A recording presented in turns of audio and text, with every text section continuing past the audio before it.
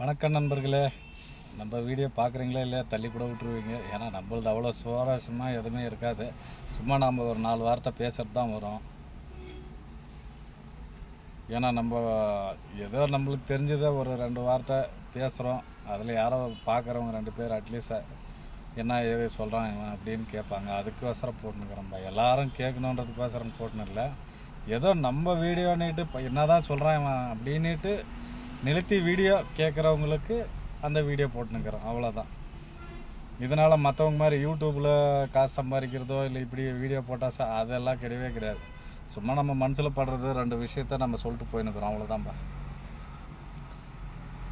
என்னன்னாக்கா 26 பார்த்துக்கோங்க. ஆனால் ஃபேஸ்புக்கெல்லாம் திறந்தா ஐயோப்பா, அந்த டிஎம்கே கட்சிக்காரங்கள வச்சு செய்கிறாங்கப்பா சாமி.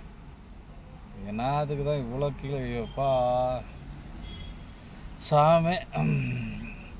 எனக்கு சிரிக்கிறதா இல்லை அல்றதானே தெரில. அவங்கள வச்சு செய்கிற வீடியோஸ் எல்லாம் பார்த்தா எனக்கு பெஜாராகுது. ஐயோ எப்பா, ஒரு கட்சி இந்த மாதிரி ஒரு கேவலமாக போச்சே அப்படின்ட்டு.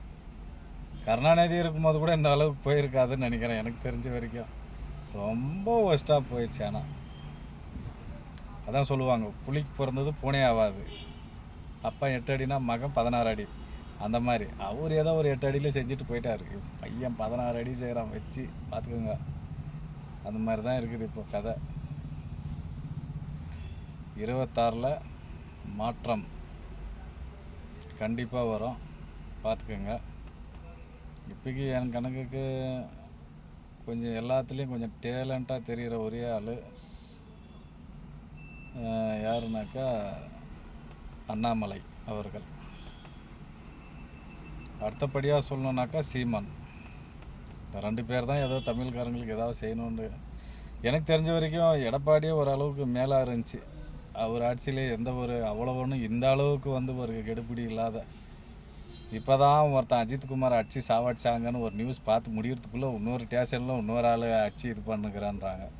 எங்கே தான் போகுதுன்னு எனக்கும் ஒன்றும் புரியல. இந்த முதலமைச்சர் ஊரில் இருக்கிறாரா இல்லை பாயின்ட்டு எங்கன்னா ஊட்டி கொடைக்கானல் போயிட்டாரா இல்லை வெளிநாடே எங்கன்னா சுற்றுலா போயிட்டாரா தெரியல.